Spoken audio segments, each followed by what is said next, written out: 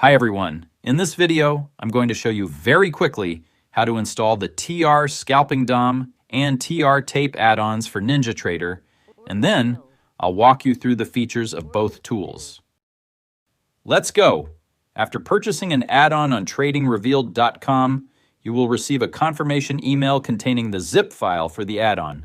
Downloaded it, go to Ninjatrader, click on the Tools menu, then Import, and finally NinjaScript add-on. Next, a file selection window will open. I'm going to install TR Tape first by selecting the add-on's zip file. You will probably see a warning window, just click Yes.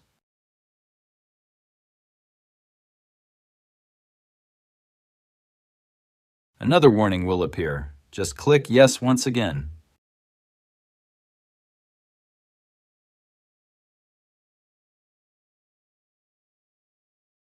All set. Ninjatrader is letting us know that a restart is required to activate the new add-on. Before doing that, we're going to import the second add-on we need, the TR Scalping DOM, by following the exact same steps.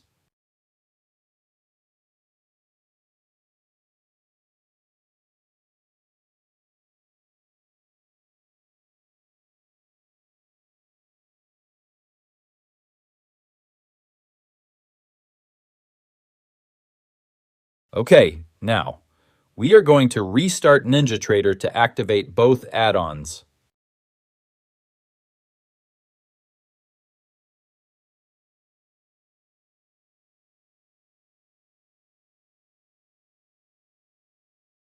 And we're back. If everything went smoothly, you will find both new add-ons at the bottom of the new menu.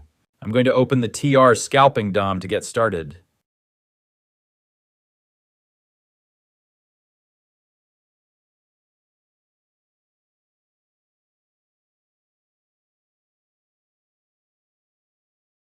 First, you will need to select an instrument at the top.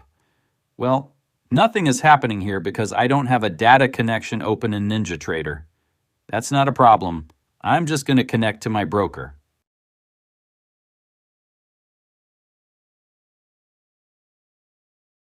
Okay, I'm connected. Instantly, the DOM will detect the connection and sync with the instrument we selected to open the order book. Let's take a look at how to use the DOM. First, the instrument selector at the top allows you to switch instruments whenever you want. It uses the standard NinjaTrader instrument list, which helpfully shows your recently used instruments at the very top.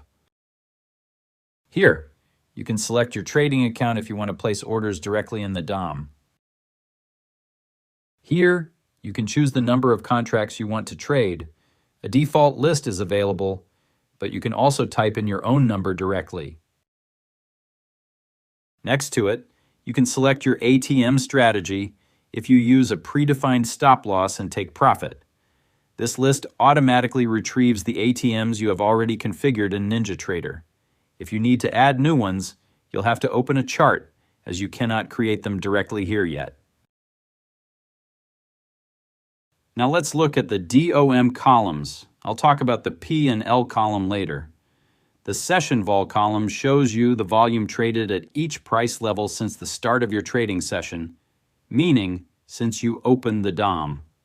As soon as an order is executed in the market, it is added to this column.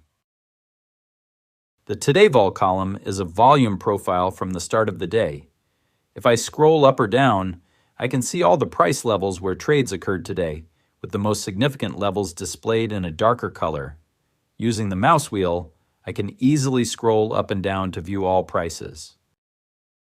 The price column shows every price level in the order book tick by tick. The last traded price is highlighted in yellow. Next to it, we have the bid and ask columns, which display the buyers at the bid and the sellers at the ask, waiting to be filled in the order book. These are the columns we will use to place limit orders with just one click. Between these bid and ask columns, we have two other columns, sells and buys. They display the market orders executed at the bid and the ask during your trading session. This is what we call the inside print. In bold, you can easily see the latest prices traded for both buys and sells. At the bottom of these columns, you have small crosses that allow you to clear the data at any time.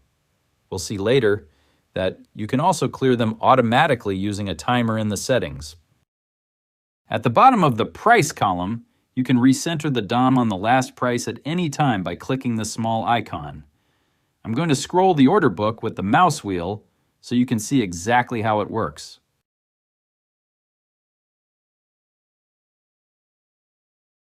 There is also a button to clear the session vol column if you want to see more precisely what is happening in your current price zone. The MKT buttons below the bid and ask columns allow you to buy or sell at the market. If I click the market buy button, it will buy one ES contract on the account selected at the top, using my selected ATM strategy, target 25 ticks, stop 12 ticks. You can see my stop loss and take profit orders placed automatically in the P and L column, and you can track your open P and L right there as well. Order filled. If I click the market sell button, it will do the opposite. I enter the market with one short contract, my 12-tick stop loss is placed above my entry price, and my 25-tick take profit is placed below it. Notice that you have an estimate of your unrealized profit or loss at every price level in the P and L column.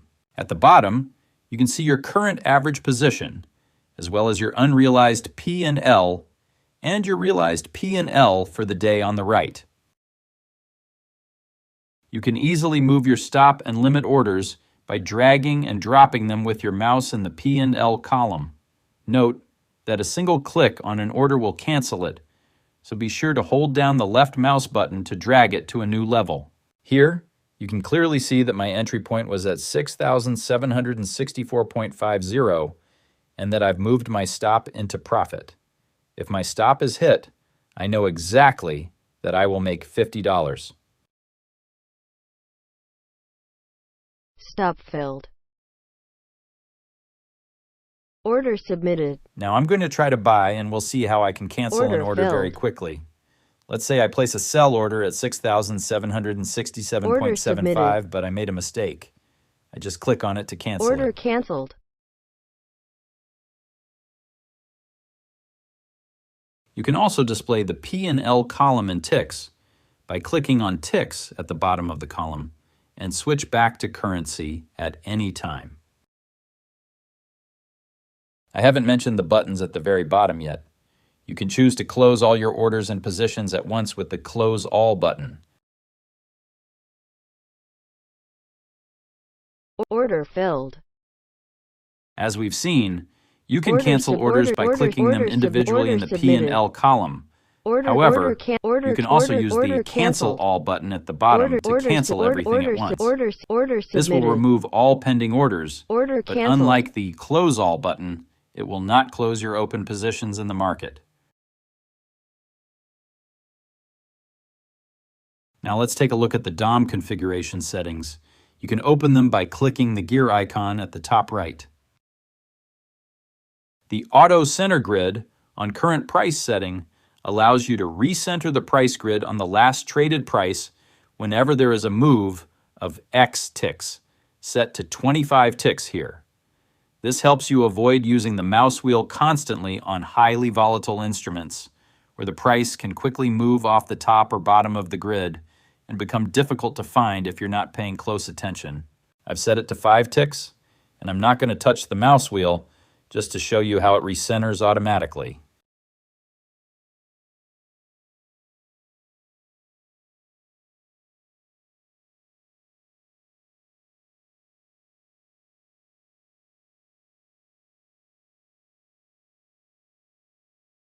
The next setting, Clear Inside Print Timer, allows you to clear the inside print columns every X milliseconds. If you don't want to enable it, leave it at 0. I'm going to set it to 5 seconds to show you how it looks.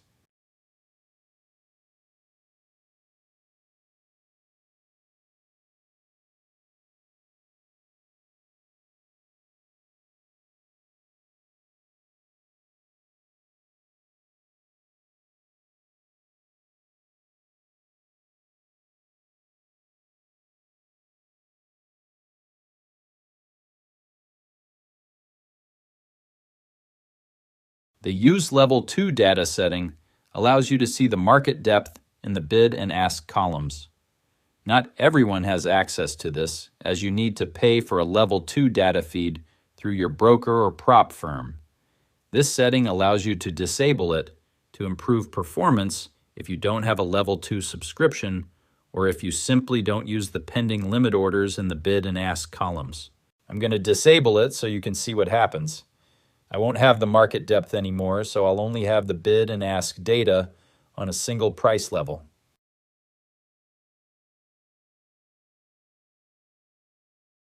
Now let's look at the Trading tab. The Show Position Info Line setting allows you to remove the current position and P&L info line located below the price grid. If you don't need it because you track this data elsewhere, disabling it can help save a bit of CPU performance. I'm going to disable it just to show you. Now you can see that the info line at the bottom has disappeared, making the DOM look even cleaner.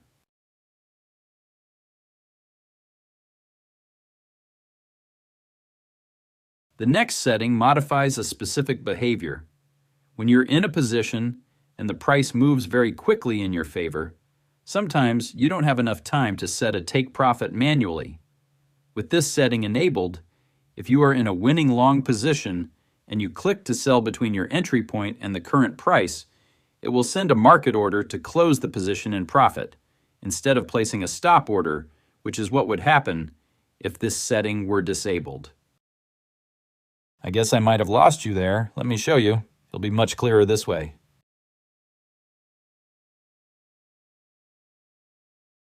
Order submitted.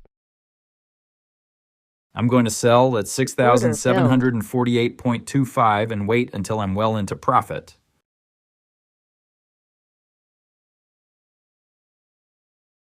Then, I'm going to click in the bid column anywhere between my entry point and the current price. This will send a market buy order and close my position at the last known price of 6,746.75. This allows me to bank the $75. If this setting had been disabled, it would have placed a stop order in the cell where I clicked instead.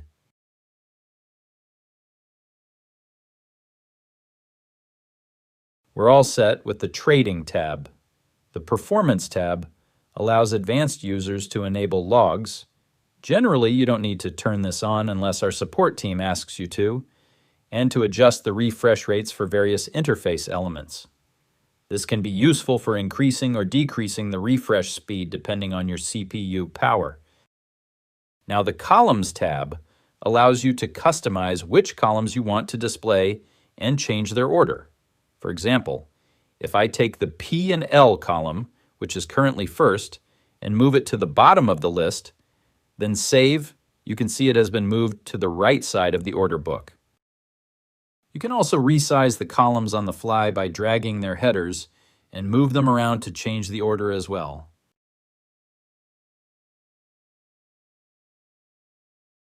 In the columns, you'll find an interesting one that isn't enabled by default, the Notes column.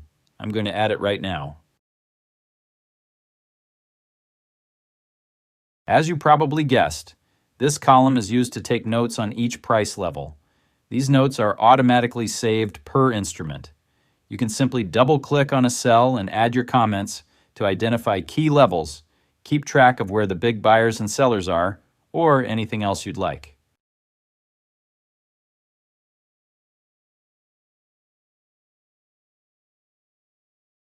Note that I've written a POC note at 6,745. Now, if I close the DOM and reopen it, we'll see that the note has been properly saved.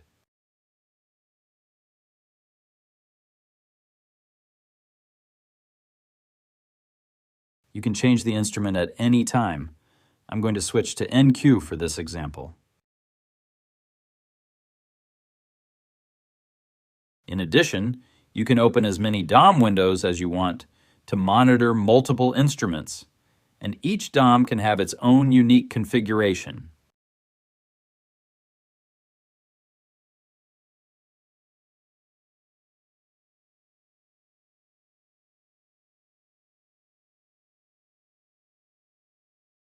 By default, configurations are saved using the instrument name, a dash, and default, but you can create as many configurations as you like. For example, if I remove the sells and buys columns, I can name my new configuration NQ, no inside print, and save it.